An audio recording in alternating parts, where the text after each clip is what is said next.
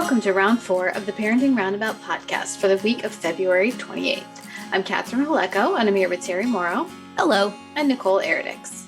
Hi there. As moms of teens and young adults, we've survived those little kid days, yet we're still rethinking the decisions we've made all through our kids' lives and worrying about what's going on right now. Today's Thursday, which means it's time to give into our obsessing. And today we're obsessing about racing around the world with one of our family members. So as I mentioned in the Roundup a few weeks ago, I've been watching The Amazing Race right now. Season, I believe, 33 is happening. And actually the finale, as you hear this, just happened last night. So it got me thinking, as it always does, about if I were to do the race, which no, for sure, no, who among my family members would I team up with? So I immediately rule out my husband because we would fight. Absolutely. Definitely fight about directions, about how to do things, about, there's lots of decisions that you have to make in the race. Like, are you going to do this challenge or that challenge or, and no, it would just, it would be a disaster. So then that leaves me with my two children. And I think both of them, we would get along fine. And my daughter, she's an athlete. She works out, she's pretty tough and she's a hard worker. So she would, do some of the tasks are just kind of like menial and you have to just slog through them. I feel like she could do all those things. But on the other hand, my son is he has a brain for trivia and knowledge. So he'd be good at anything that requires memorization or,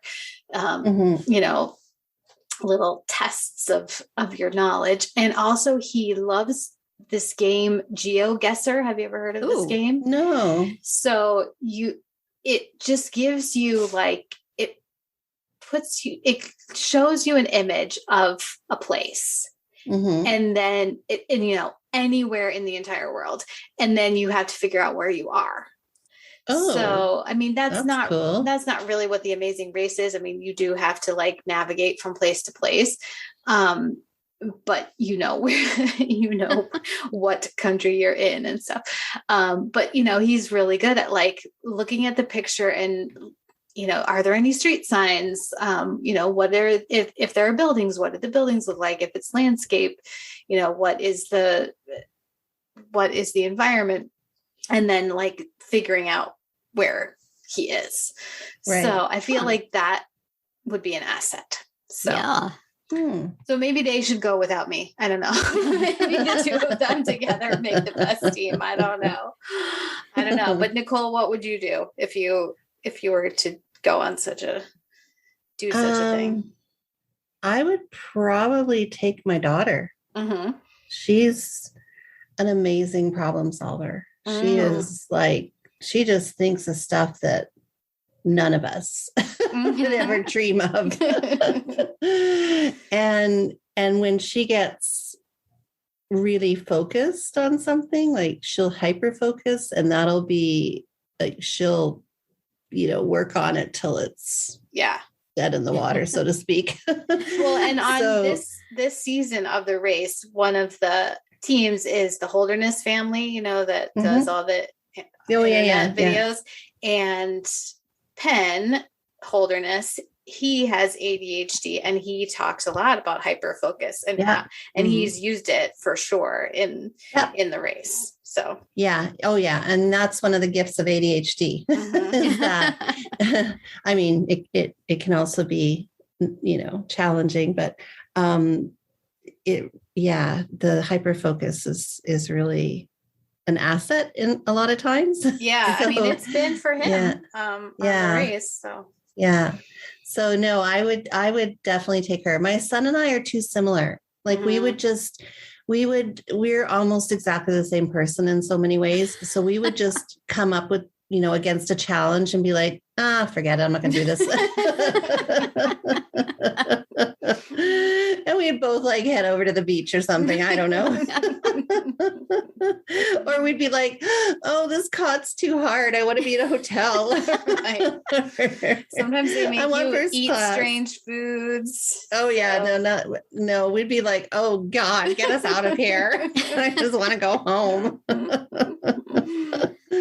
So yeah, we would not be good together. Right. We would get along, but we would definitely not. You would lose and get sent home. Big way. We would just make our own way home without telling anybody. If I lose, can I go to a hotel? Right. Like, forget this. I'm out. Yeah. So. How about you, Terry? Who in your family would? Well, my husband wouldn't go along because he would think it's stupid. So I don't think he's a candidate. And my kids, see, the problem is any family member I went with, I would have to be in charge and I would have to be the bossy one. And I would have to be the one who worries about everything and figures everything out. And the other one will just be along for the ride. Whee! Right. So I think maybe the best choice would be, as you suggested, Catherine, I think if my kids went together, right? My son will do things. My son will do things for my daughter that he wouldn't necessarily do for me without a complaint. You know what? They have a really nice sibling vibe, and they're really pretty nice to each other, and they get along well, and might complement each other's strengths and weaknesses. My son will oftentimes eat things that you would not think a young person would want to eat. So he might be good for those challenges, although sometimes he just absolutely says no, and that's it. But I mean, he will not eat peanut butter. He will not eat bananas, but he might eat spiders or something. So, that would be good. And I think my daughter could organize what they need to do and sort of focus and decide who did what. And she's, very friendly, and they might be a good team. I don't know how long they would last, but everybody would love them. Yeah. So they would make friends, which is nice. Is a lot of language required in this endeavor? Yeah. That might be the problem. You have to, a lot of times, stop people on the street and say, yeah, how do you get to this place, or what is this picture of, or whatever. And you have to do this under a time crunch. Yes. Yeah. And in a place where they don't speak English. All right. Yeah. Well, you have to find someone who speaks English. They would lose pretty quickly and come home, but they'd have a good time. Right. And isn't that just like the whole point is to they don't really do well with time constraints. So I think that would be kind of an Achilles heel. And if I was with one or the other of them, I would be constantly, hurry up, oh my gosh, let me do that. Just let me do it. I'll do it. So that wouldn't be fun. It wouldn't be fun for me, wouldn't be fun for them, wouldn't be fun for the viewer. So right. Yeah. I think, as with so many things, I would just assume stay home and watch other people do that. Right. I mean, it's definitely a fun thought because it makes you kind of think about your family members' attributes and areas of challenges, which it's like how you would work together. Yeah. I mean, I know who would not be put together or good together. Yes, but sure. Yeah. Actually, I do.